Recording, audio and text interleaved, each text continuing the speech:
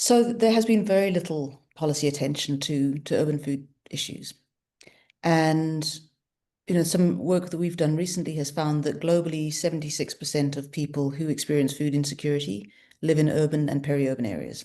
And yet all of our policy is designed for the rural. That's not saying the rural is not important, but let's understand what's going on in the urban areas and start to formulate policies that make sense for those areas.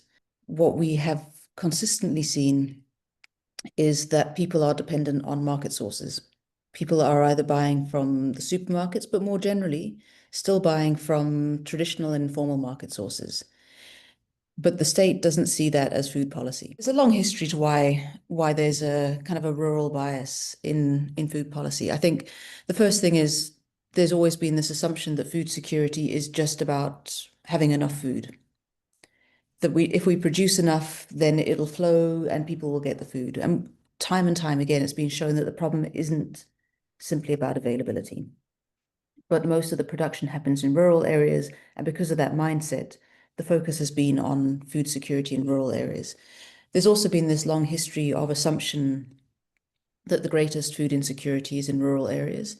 And if you look at the proportions, a higher proportion of rural people experience food insecurity than urban areas.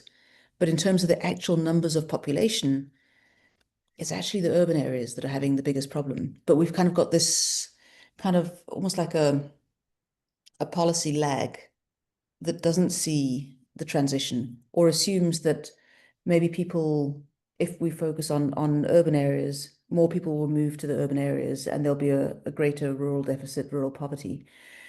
But it just doesn't seem to capture the reality of where we are. I think we need to have both rural food security policies and urban food security policies and recognize that both are important.